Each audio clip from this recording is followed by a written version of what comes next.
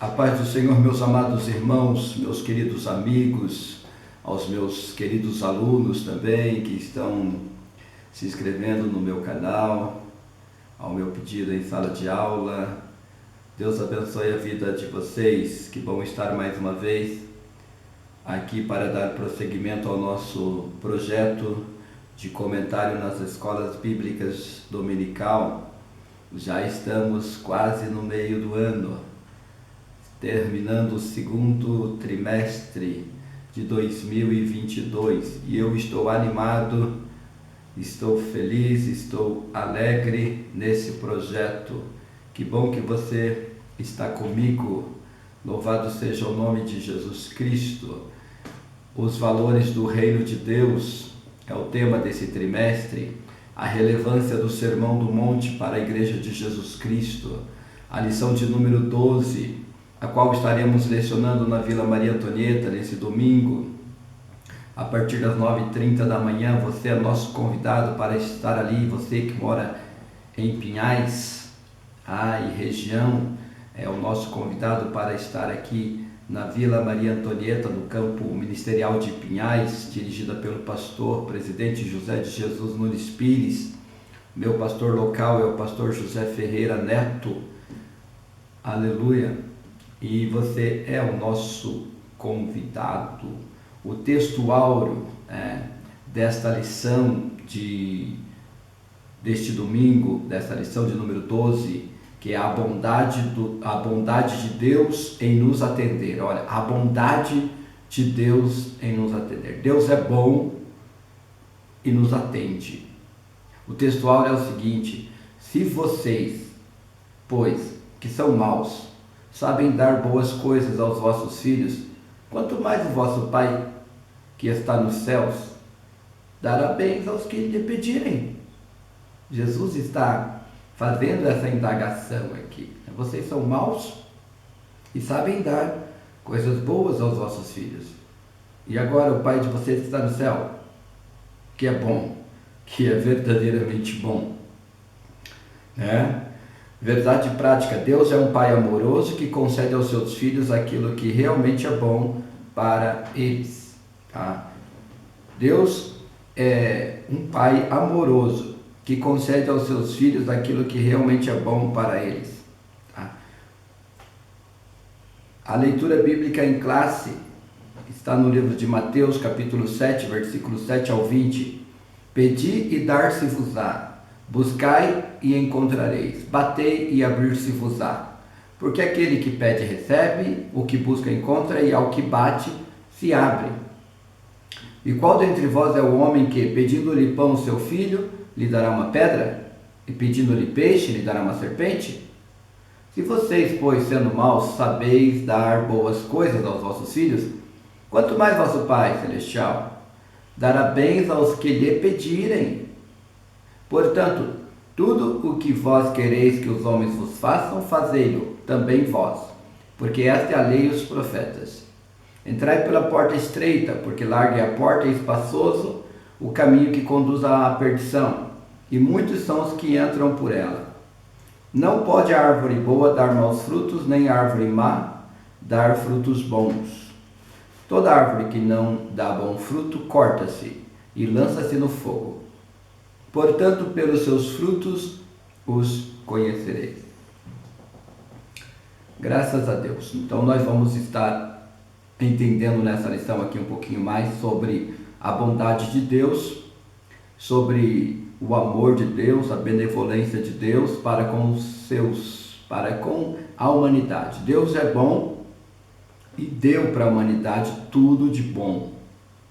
Deus é bom e só nos deu coisas boas, Deus já nos deu tudo de bom. Deus já nos deu, criou todas as coisas para nós, Ele já nos deu. A chuva, o sol, os minerais, o mar, o sol, as estrelas, tudo Deus fez para nós. Aleluia. Louvado é o nome do Senhor, E Ele é bom. A gente tem que entender isso. Porém, a Bíblia nos manda a gente pedir a Deus, buscar a Deus. orarmos a Deus, clamarmos a Deus, que Ele nos atenderia, tá? Mas Deus é um Pai perfeito, Ele sabe da consequência de tudo que vai nos dar, de tudo que vai colocar nas nossas mãos, tá? E Ele sabe que muitas coisas, que se Ele colocar nas nossas mãos, nós iremos usar como uma arma contra nós mesmos. Então, Ele não dá. Isso que as pessoas não entendem, tá? Que nem sempre Deus nos dá. Ele sempre nos ouve, mas nem sempre Ele vai dar tudo o que nós pedirmos, o que nós queremos. E isso só a maturidade vai te ensinar. Nesta lição aprenderemos que Deus é bom e que Ele ouve as nossas petições, suprindo a todas as nossas necessidades. Pedi e dar-se-vos-á, buscai e encontrareis, batei e abrir-se-vos-á. Deus supre todas as nossas necessidades. Veremos também que aqueles que entraram pela porta estreita conseguem viver segundo os preceitos de Deus propostos por Cristo no Sermão do Monte. O sermão é bom, o Senhor é bom, e aquele que tem uma vida de comunhão com Ele procura viver cheio do Espírito Santo, examinando a palavra, não será jamais enganado pelos falsos profetas. Tá? Essa é a nossa introdução aqui, né, sobre a bondade de Deus, né, sobre Ele suprir as nossas necessidades, sobre andarmos no caminho e entrarmos pela porta estreita, termos comunhão com Deus, com o Espírito Santo, examinando a sua palavra, não seremos enganados pelos falsos profetas. Precisamos definir o conceito de bondade, né? A qualidade ou caráter de bom, a qualidade ou caráter de bom, boa índole, benevolência, brandura e boa ação. Filosoficamente, a bondade é descrita como sendo o princípio mais elevado da moral. Ser bom, né, de toda a nossa pauta moral, né? Ser bom é o princípio mais elevado, tá? Na visão grega, a benignidade era vista como o mais sublime atributo. Assim, a bondade, no aspecto filosófico, é vista como um valor que é atribuição à ação de uma pessoa, tá? Quando a pessoa realiza uma ação, e dependendo de como ela realizou essa ação, ela será chamada de boa, dependendo de como, não só porque ela fez alguma coisa, mas de como ela fez. A bondade é um dos atributos de Deus, mas não do homem, porque Deus fez todas as coisas boas, entendeu? Deus fez tudo bom e fez de forma perfeita. Isso é ser bom. Fez tudo bom e de forma perfeita. O apóstolo Paulo declarou, a partir do momento assim, né? Deus fez tudo bom e de forma perfeita. Nós podemos fazer muitas coisas boas, mas de forma imperfeita. Nós fazemos quase tudo de forma imperfeita, até as coisas boas, por isso que nós não somos bons. Deus é bom porque Ele faz tudo bom e de forma perfeita. Nós tentamos fazer as coisas boas e de forma perfeita. Tentamos. O apóstolo Paulo declarou, porque eu sei que em mim, isto é, na minha carne, não habita bem algum. E com efeito, o querer está em mim, mas não consigo realizar o bem. Nesse sentido, eu quero fazer uma boa obra, mas eu nunca faço ela perfeita. Ao pecar, o homem se tornou um ser desprovido da justiça original e sem estima para com as coisas santas relacionadas a Deus, passando a ter a tendência para o mal e para as práticas imorais, mas a razão da ênfase de Jesus para o novo nascimento. Aqui, no caso nós, aqui Paulo, né, fomos lavados e remidos, salvos por Jesus. Não necessariamente aqui o mal que a gente faz, né, é um mal maligno, tá? Mas é aquele de fazer as coisas más, fazer as coisas imperfeitas, não fazer como Deus faz, por causa da imperfeição que habita a minha carne. Somente entrando pela porta estreita e pelo caminho apertado, poderemos desfrutar da graça divina de ter a nossa natureza transformada para de fato fazermos o que é bom. Aqui, irmãos, é bastante complexo isso aqui, para a gente entender na prática, tá? Então, aqui o autor está falando para salvos aqui, e ele está dizendo que somente assim poderemos desfrutar da graça divina e ter a nossa natureza transformada, para de fato fazermos o que é bom. Não, a gente pode fazer o que é bom, mesmo com a nossa natureza ainda não totalmente transformada. Nós fomos salvos para fazer o bem, para fazer as coisas boas. Nós fomos salvos para fazer. E é na prática das atitudes boas é que nós nos tornamos bons. Se você entender isso, você vai começar a praticar as boas obras para se tornar bom. Porque isso aqui é um exercício básico, tá? É um exercício básico. Você só aperfeiçoa alguma coisa, para aqueles que são imperfeitos, ele só aperfeiçoa alguma coisa fazendo. Tá? Então, se nós fizermos o que Deus faz, nós nos tornaremos filhos de Deus, porque a Bíblia diz que se nós amarmos, então nós seremos filhos de Deus. E amar é atitude, é prática, é fazer, é realizar. Então, à medida que eu vou fazendo aquilo que é bom, eu vou praticando o amor, a Bíblia fala que eu vou praticando boas obras, o amor de Deus é derramado em nossos corações. E as práticas das boas obras, elas têm níveis. Tá? Tem o nível prata, tem o nível bronze, tem o nível ouro. Quando nós fazemos a coisa boa só para quem nos ama, tá? A gente ganha lá uma recompensa bronze, sempre.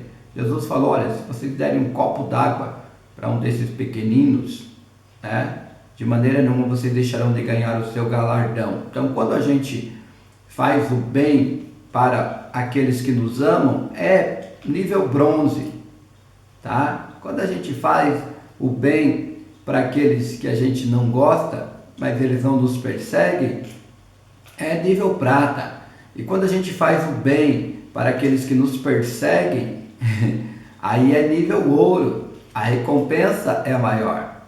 Aí quanto mais a gente pratica, mais o Espírito Santo vem e traz o amor de Deus, a alegria de fazer as coisas boas.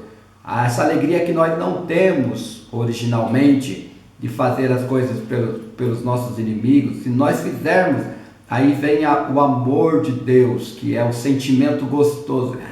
Eu fiz algo bom, que legal, eu fiz algo bom para uma pessoa que me perseguiu, que bom. Vai chegar uma hora que legal, que alegria que eu estou sentindo de fazer isso.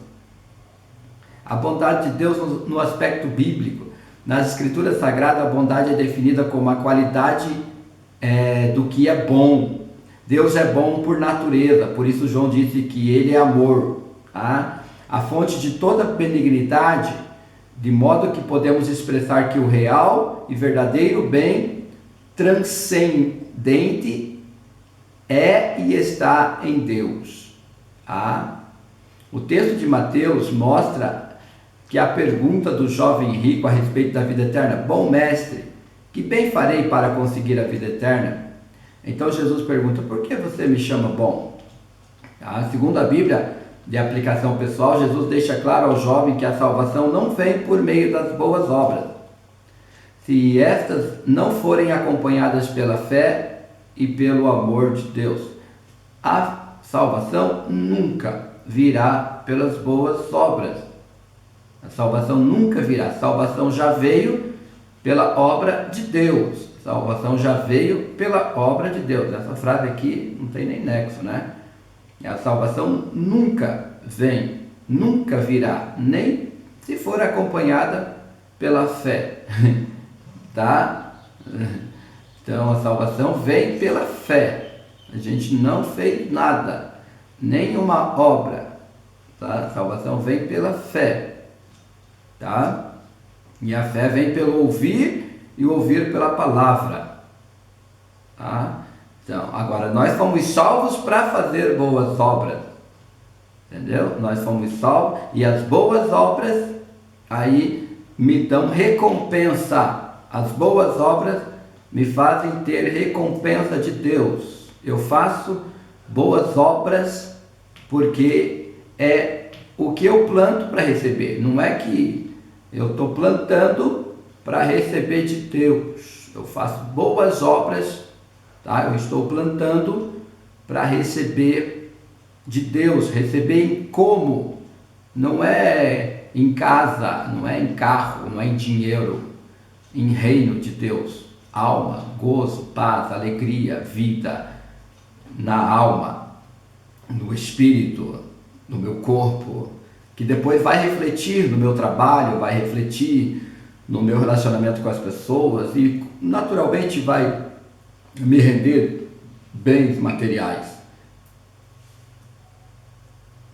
A bondade de Deus no aspecto teológico. Teologicamente, o termo bondade é amplo e envolve santidade, retidão, verdade, amor, benevolência, graça e misericórdia. Logo fica evidente que apenas o Deus da Bíblia é verdadeiramente bom. É que não tem outro Deus, né? Somente Deus é bom, não tem outro Deus. Tá? Não tem outro Deus, somente Deus. Deus é bom, tá? Deus é bom. Podemos ver a bondade de Deus no seu amor para conosco. O amor que revela a perfeição divina. Também podemos ver a benignidade do Senhor no seu cuidado conosco, atendendo às nossas necessidades. Tá? A questão aqui das necessidades, tá? A tua necessidade, meu irmão, não é igual à minha. Sabia? Humanamente falando.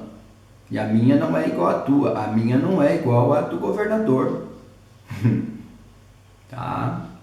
O Senhor é bom e a sua graça é dispensada até para os que não merecem nada. Olha a bondade de Deus. A bondade de Deus, ela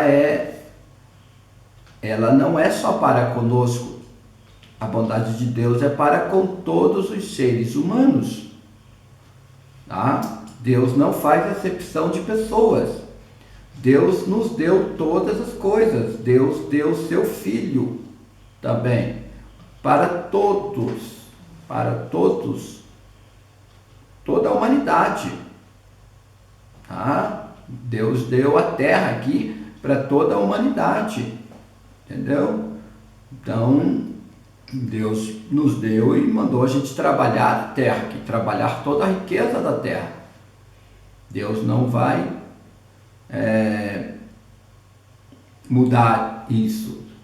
Mesmo sendo imperfeitos, jamais daremos aos nossos filhos uma pedra por pão ou uma serpente por peixe. Então, o que Deus bondoso não fará em nosso favor se pedirmos tudo em oração, segundo a sua perfeita vontade? Olha aqui, ó. Se nós orarmos a Deus e pedirmos a Ele, Ele nos dará aquilo que for da sua vontade. Eis a questão, né? Eis a questão, você entender qual é a vontade de Deus. Quando você entender qual é a vontade de Deus, você vai pedir a coisa certa, tá? Então, não é que Deus vai te dar de você insistir na coisa errada. Quando ele fala pedir, dar-se-vos-á, é orando que a gente aprende a orar, tá? É lendo a palavra, conhecendo a palavra. Se você não conhece a palavra, você vai orar muito errado.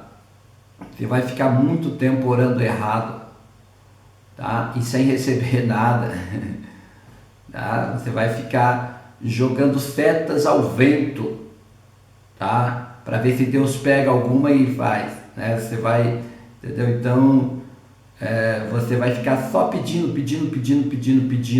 Quando a Bíblia fala pedir, não está falando assim da gente ficar numa oração só pedindo, tá? Uma oração, a oração ela é uma conversa, é um relacionamento, onde eu falo e eu ouço, né? Então, é melhor ouvir do que falar, entendeu? Se você está na presença de uma pessoa mais inteligente que você, é melhor você ouvir do que você ficar falando. Você vai ficar falando só bobeira. Então, para você, na presença de Deus, ouça Deus, aprenda a ouvir Deus. Deus vai te dar direção, vai te dar um projeto, como deu um projeto para Noé, vai te dar direção, vai te dar a informação privilegiada, entende? Mas não, você está focado só, entendeu, no teu prato de lentilha. Você está focado agora, Deus está querendo te dar uma informação que vai mudar o mundo, mas você está focado só no teu prato de lentilha. Deus precisa primeiro acalmar teu coração, você precisa se acalmar e ouvir a Deus, aprender a ouvir ao Senhor. Ele vai te dar direção. Isso é orar. Podemos ver a bondade de Deus no seu amor para conosco, amor que revela a perfeição divina. Também podemos ver a benignidade do Senhor no seu cuidado conosco, atendendo às nossas necessidades. O Senhor é bom e a sua graça é dispensada até para os que não merecem. Mesmo sendo imperfeitos, jamais daremos aos nossos filhos uma pedra por pão ou uma serpente por peixe. Então, que Deus bondoso não fará em nosso favor se pedirmos tudo em oração segundo a sua perfeita vontade? Aqui, o autor da nossa lição, ele vai dar um outro viés aqui para a lição, sobre os dois caminhos a escolher, a porta, né, e o caminho no aspecto bíblico. Ao apresentar as figuras da porta e do caminho do Sermão do Monte, Cristo estava dando ênfase à ação de ensinar algo novo, uma nova comunhão. A porta fala de acesso a uma nova vida e viva experiência com Jesus. E o caminho é a nova conduta adotada por aqueles que abandonaram a trilha do pecado e agora seguem o melhor e único caminho, tá? Entrar pela porta estreita, irmãos, tem muita gente que confunde, né? Entrar pela porta estreita é entrar por Cristo. Cristo é a porta estreita, tá? Cristo é a porta estreita, e entrar por Cristo é o caminho. Não é entrar pela doutrina da tua igreja, não é entrar pelo costume da tua igreja. A maioria das pessoas tem essa mentalidade, né? A gente foi ensinado assim que porta estreita é a doutrina da Assembleia de Deus de 1930. Porta estreita é a doutrina de qualquer outra igreja da Deus de Amor, né? Da Pentecostal de Jesus Cristo. E eles acham que isso é porta estreita. A porta estreita é Jesus, entrar por Jesus, tá? Entrar por outro caminho, entrar por Buda, entrar por qualquer outro, entrar por Maria, é caminho largo, é porta larga, é fácil de entrar por eles. Agora, entrar por Jesus é entrar pela porta estreita, tá? E uma coisa é entrar por Jesus e outra coisa é andar com Jesus. Também andar com Jesus é andar no estreito, no caminho estreito. Andar com Jesus é no caminho estreito. No caminho estreito que a gente viu aqui no Sermão do Monte. Amar o inimigo, né? Amar o inimigo, a gente saber ofertar, a gente ter um coração transformado, a gente entender a linguagem do amor, a fala, entender o idioma do amor, falar o idioma do amor, tá? Se eu perguntar para você sabe falar inglês? Você vai falar, não sei ou sei. Você sabe falar o idioma do amor? Esse é andar no Caminho estreito é andar, é falar o idioma do amor. Você tem que saber falar. Qual que é o A do amor? Qual que é o B do amor? Cada letra do amor, você sabe? Começa por amar os seus inimigos. Amar os seus inimigos. Fazer bem para os seus inimigos. Para fazer bem para os seus inimigos, você vai ter que ir atrás deles. Entendeu? Jesus já pegou lá em cima. Coisa que nós não fazemos direito. Eu estou tentando aprender o inglês. Falam uma meia dúzia de palavras. E assim eu estou na linguagem do amor. Conhecendo a linguagem do amor, assim eu estou na linguagem do amor. Entendeu? E andar no caminho estreito é andar nessa linguagem.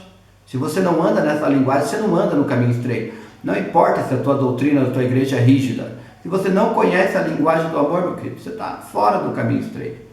É importante atentar para os costumes da época em que Cristo fez menção à porta e ao caminho. Tá? É bem possível que, ao mencionar esses termos, ele estivesse pensando na cidade de Jerusalém, pois as cidades, em sua maioria, eram muradas e tinham algumas portas largas e outras estreitas. No período noturno, as portas grandes eram fechadas, permitindo apenas que ficassem abertas as portas estreitas. Essa portinha era chamada de fundo de agulha, e quem desejasse passar por ela teria de fazer muito sacrifício. Tá? E andar nos caminhos de Jesus é sacrifício, é fazer um sacrifício todo dia. Tá? Tem gente que fala, não, Jesus já pagou o preço. Né? Ele já pagou o preço para a gente entrar na porta.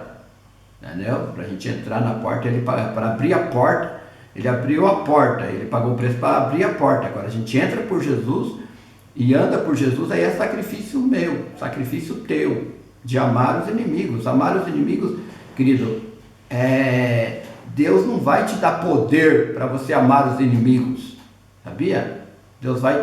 A Bíblia vai te mandar amar os inimigos. Com poder ou sem poder, vai e ame. Entendeu? Poder é para expulsar o diabo, para expulsar as enfermidades. Eu vos darei poder e vocês imporão as mãos. Mas agora, para nós amar o inimigo, é a palavra: vai e ame. Vai e faça o bem. Vá e faça. Essa prática de você ir fazer vai depender de mim e de você. Tá? No início da nossa conversão, o Espírito Santo, ele nos ajuda muito. No início da nossa conversão, é como se o Espírito Santo nos controlasse no início da nossa conversão. Fica muito mais fácil da gente resolver os nossos grandes problemas de ir perdoar o inimigo, perdoar o pai, perdoar a mãe, ir lá e se humilhar e pagar a conta que você está devendo, que você estava insistindo em não pagar. Né? No início da nossa conversão, isso é notório, é muito fácil, né? Por causa do revestimento de poder que nós recebemos, tá? Mas com o tempo, irmão, é mudança de mente, é eu simplesmente obedecer. Aquele poder inicial do Espírito Santo que habitou a minha vida no início da minha conversão, não tem mais. Agora é obediência, agora é mudança de mente, eu ir lá e fazer. Eu sei que eu tenho que fazer, eu ir lá e fazer. Deus não vai me mandar um poder para mim perdoar meu irmão. Deus não vai mexer do Espírito Santo para mim ir lá pagar minha conta, para mim ir lá, resolver meu problema de falha moral, de falha ética. Não, entendeu? É entendimento ir lá e fazer certo. Quando eu faço isso, o Espírito Santo começa a operar. Quando eu faço isso, que essas coisas impedem até o Espírito, eu sentir o Espírito Santo, se eu ficar fazendo essas coisas. Mas a partir do momento que eu vou lá e faço, eu começo a sentir a presença do Espírito Santo de novo na minha vida. Tá? Ele continua falando aqui sobre as duas portas e os dois caminhos, tá? Para nós hoje. A porta estreita é a que conduz à vida eterna. Jesus estava mostrando que há um único caminho que pode conduzir o pecador à vida eterna, que é Ele próprio. Os atos religiosos, as boas obras não podem levar o homem ao céu, somente a fé em Cristo Jesus poderá conduzi-lo à vida eterna. Isso nós já sabemos, né? Todo mundo sabe que as nossas boas obras, elas não podem nos levar para o céu. Mas muita gente que acha que agora que Então, para que servem as boas obras? Elas servem para nos aperfeiçoar. É a melhor arma que você tem é fazer as boas obras. Mas como a gente vê os católicos fazendo boas obras para serem salvos, os espíritos fazendo boas obras para serem salvos, a gente fala, não, nós já somos salvos, então a gente não precisa fazer boas obras. A gente precisa fazê-las com o entendimento de que elas é o segredo para o nosso aperfeiçoamento. Fazendo boa obra eu fico bom. Fazendo boa obra eu fico bom. Meu coração mau é transformado num coração bom fazendo boas obras. Meu coração ruim, que muitas vezes não quer fazer a boa obra, fica bom quando eu faço a boa obra. É para isso que servem as boas obras. A escolha entre os dois caminhos. Neste mundo há só dois caminhos a serem percorridos: o da vida e o da morte, como bem falou o profeta Jeremias. Felizmente a escolha de muitos é pelo caminho amplo, pois nele não há restrições, tudo é permitido. Contudo, muitos homens e mulheres escolheram trilhar o caminho estreito, onde todas as coisas são lícitas, mas nem tudo convém. Pela porta larga é possível pela porta larga é possível passar as obras da carne: prostituição, impureza, inimizades, porfias, pelejas e todo tipo de pecado. Isso aqui é imaturidade ainda, né? Isso aqui é imaturidade, não pequeis, né? Então, uma pessoa que é salva, tá? Ela foi salva para fazer as coisas boas, tá? Se ela ainda está dominada pela prostituição, pela impureza, pelas inimizades, pelas porfias, pelas pelejas, ela nem passou pela porta. Quando a gente passa pela porta por Jesus Cristo, automaticamente, né, nós estamos lá, né, remidos, né, da prostituição, da impureza, da inimizade, dessas coisas terríveis aqui, tá? Então, nós fomos salvos daí para a prática das boas obras, né? A salvação de Jesus já me livra da prostituição, a salvação de Jesus já me livra, né, principalmente das impurezas, da morte, do roubo, né? Agora, uma vida de crescimento em santificação requer as minhas boas obras. Contudo, o destino da porta larga e do caminho espaçoso é a eternidade com Deus, tá? Porém, os que escolhem o caminho apertado, um dia vão morar no céu e serão como luz da aurora e como luzeiros no firmamento. Não só no céu, irmãos, mas aqui na terra. Quem escolhe o caminho apertado é uma bênção. Pedro vai falar que esse caminho, ele parece apertado, mas quem está nele, irmãos, ele vai ficando amplo. Esse é um caminho para a terra aqui, de amplitude. Vai ler segunda carta de Pedro, primeiro capítulo, você vai ver quem entra nesse caminho apertado aqui, aparentemente olhando do mundo para eles, para quem está no mundo olhando para uma pessoa que está nesse caminho, parece que é apertado, mas a pessoa sabe que é muito amplo andar em Jesus Cristo, é o caminho da vida, tá? É um caminho, não é um caminho, um precipício onde você está prestes a cair, não, é um caminho de vida, segurança pura, segurança verdadeira, nenhum mal, nenhum mal. Ali, à medida que você vai chegando próximo do trono, nenhum mal chegará à sua tenda, porque foi o caminho que Jesus percorreu. Nenhuma praga, nenhum mal pode te separar do amor de Deus. E no tópico 3, o autor aqui vai falar sobre os falsos mestres.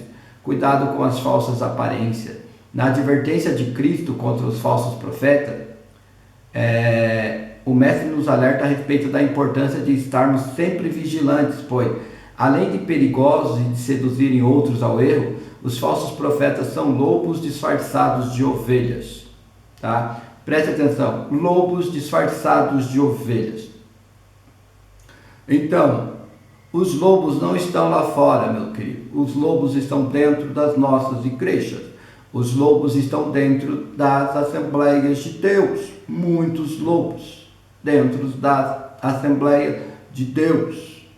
Jesus não está falando para você ficar preocupado com aqueles que estão lá fora. Lá fora, os que estão lá fora, que se preocupem com os que estão lá fora. Quando eu digo lá fora, na presbiteriana, na batista, você está dentro da Assembleia de Deus. Jesus está mandando você tomar cuidado com os lobos que estão dentro da Assembleia de Deus, tá? Que estão dentro da Assembleia de Deus, que só te enrola, que só te enrola, quer tapinha nas costas, quer mais uma ofertinha, tá? E olha, tá assim, de pessoas, de lobos, tá? Que não tem compromisso com o Evangelho, tá? Então, vestido de ovelha, irmão, ele não vai vir vestido de lobo, você entende? Ele não vai parecer mal, não vai parecer ruim. A mensagem parece que é de Deus, parece. As mensagens parecem que é de Deus, a profecia parece que é de Deus, mas não é. Pelos seus frutos o conhecereis. Qual é o fruto daquele que você ouve ensinando? Qual é o fruto daquele que você ouve pregando? A maioria vem e some. Você nem sabe. Quando fica sabendo, louco meu, o cara fez isso. Entende? Nós estamos colocando qualquer um dos nossos púlpitos, porque a gente quer ouvir uma palavra diferente, né? A gente quer ouvir uma palavra diferente. Já estou cheio de ouvir o pastor Neto, né? Quero ouvir uma palavra diferente. E aí a gente abre o coração e os ouvidos para um monte de lorota, tá? Então, se você não lê a Bíblia, meu irmão, se você não lê a Bíblia, você vai ser enrolado pelos falsos profetas. Se você não tem compromisso com a palavra, se você que tem Bíblia, tem 2, 3 Bíblias em casa e não lê, você vai ser enrolado pelos falsos profetas. Essa vida que você leva aí, que não sai do lugar, essa vida que não tem novidade de vida, não vai mudar nunca, porque você está negligenciando o bem mais precioso que Deus colocou na sua mão, a sua palavra, tá? Mas você prefere ficar ouvindo palavrinhas agradáveis de falsos profetas. Qualquer palavrinha mais dura, você sai de bico da igreja e sai ainda e não pratica. Presta atenção no seu dia a dia, quanto você pratica da palavra de Deus. Sabe, uma falsa profecia é aquela uma que diz que Deus vai fazer alguma coisa por você. Deus já fez por você. Agora é você que tem que fazer. Entendeu? Vai ter um profeta de verdade que ele vai dizer, olha, vai lá, junta. Vai lá e faz isso, vai lá e junta. Vai lá e pega lá, os vasos, tudo que você vai lá, faz alguma coisa. Um verdadeiro profeta, ele vai te dar uma direção para você ir fazer alguma coisa. Não é Deus que vai fazer mais nada, Deus já fez tudo. Você precisa agora ouvir a minha profecia aqui, vai ler a Bíblia, que Deus vai te dar uma direção. Não importa a situação que você está, é Deus que vai resolver o teu problema, mas Ele quer que você leia a Bíblia. Deus quer que você faça alguma coisa, Deus quer que você leia a Bíblia. Mas se eu fizer uma fila lá e orar e profetizar, é o que você quer ouvir e não fazer nada. É o que a maioria quer ouvir e não fazer nada. Simplesmente não fazer nada. Como detectar os falsos profetas? De acordo com a Bíblia e Estudo Pentecostal, podemos facilmente identificá-los, porque em seus ensinamentos eles minimizam a Cristo e glorificam a si mesmos. Também podemos identificá-los por seus frutos, tá? Olha, então quando eu digo para você, querido, vai e faça, eu não estou minimizando Deus, tá? Eu estou te dizendo que Deus já fez e Ele quer que você faça, crendo, aleluia, nele, que você vá e obedeça. Ele disse bem assim, se vocês me obedecerem, vocês poderão pedir tudo. Agora, se você não obedecer, pode pedir tudo que você não vai receber nada. É o que a maioria tem tempo, pedindo e não recebe. Por quê? Vai gastar nos seus próprios deleites, para fazer a sua própria vontade, para comprar um carro, para ir lá no púlpito se aparecer, para comprar uma casa, para ir se aparecer, entendeu? Infelizmente o nosso coração é mau. A árvore pode estar frondosa, com muitas folhas e oferecendo uma boa sombra, mas se ela não der bom fruto, será cortada. A imagem do fruto usada por Cristo se refere ao caráter e à conduta do profeta, tá? Ainda podemos acrescentar mais um elemento significativo para detectar o falso profeta: seu ensino.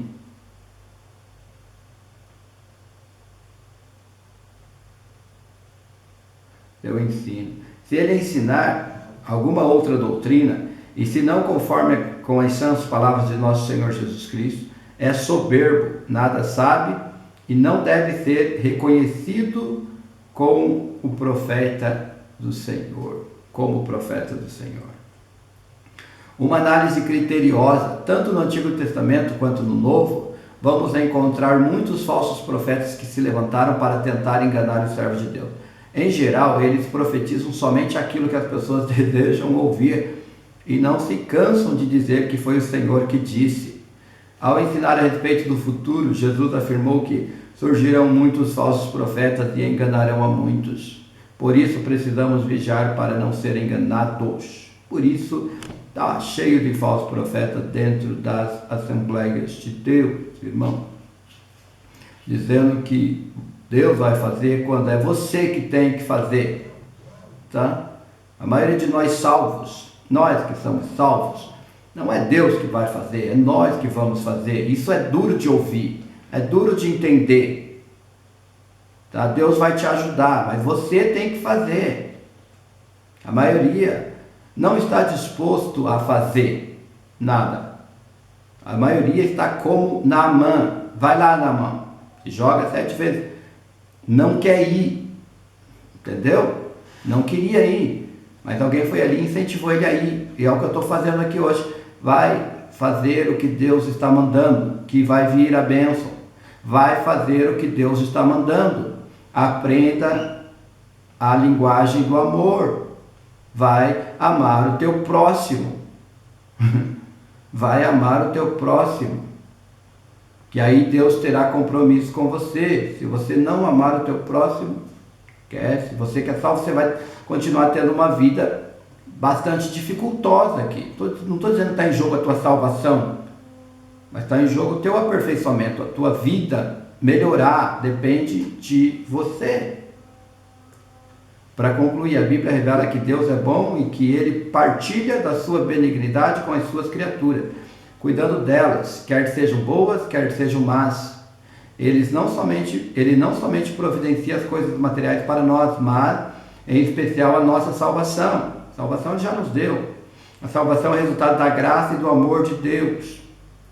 Tá? Estejamos sempre em alerta, pois existem aqueles que querem macular e adulterar os ensinos de nosso Salvador Jesus Cristo. Por isso que eu te digo, querido, você precisa ler a Bíblia, até para você entender o que eu estou falando e para saber se o que eu estou falando é de Deus ou não é de Deus, como todos os outros ensinadores que você ouve. Você tem que ler a palavra de Deus. Deus abençoe sua vida. Quero mandar o meu abraço para todos os meus irmãos que estão me acompanhando, meus amigos, meus alunos que se inscreveram no meu canal. Curtam lá, comentem aí, né? Todos os irmãos pastores estaremos lecionando esse domingo na Maria Antonieta, domingo que vem lá em Colombo, né? O meu abraço para o pastor Neemias, que fez aniversário essa semana, todos os seus obreiros, Valtirinei, onde lecionamos domingo passado, pastor Isaías Corato, nossos irmãos lá de Fazenda Rio Grande, a irmã Linda, o irmão Osvaldo, os irmãos ali de Planta Moradias Palmital, a irmã Vaneide, pastor Mário, a irmã Kátia, né? Todos os irmãos, o irmão Ciro, o irmão Carlos, os irmãos de Maria Antonieta, de toda Pinhais aqui, louvado seja o nome do Senhor pelas vossas vidas. Vamos orar. Amado e eterno Deus, em nome de Jesus, eu quero te louvar e te agradecer por esse grande privilégio, Senhor, por este privilégio maravilhoso que o Senhor me deu de poder estar aqui mais alguns minutos meditando no teu amor, na tua bondade, na tua palavra. Sei que o Senhor nos ouve. Nem sempre o Senhor pode nos atender, porque muitas vezes o que eu quero não condiz com a tua vontade, mas eu já posso testemunhar que o Senhor atendeu muitos dos meus pedidos. Queria entender melhor, queria que os meus irmãos entendessem melhor a tua palavra, para que as nossas orações, quando pedirmos, fossem mais assertivas, Senhor, que pudéssemos orar com sabedoria e ver o Senhor que é bom, agindo mais e mais. Estende as tuas mãos, salva os meus alunos, dê a eles graça, aos irmãos, fortalece, dê entendimento, Senhor, aqui para com os meus vizinhos, meus amigos. Pai amado, para com a minha nação, para com Jerusalém. Eu peço que o Senhor estenda as tuas mãos e use de misericórdia conosco. Em nome de Jesus é o que nós te pedimos, ó Pai bom, em nome de Jesus. Amém. Deus abençoe, meus irmãos.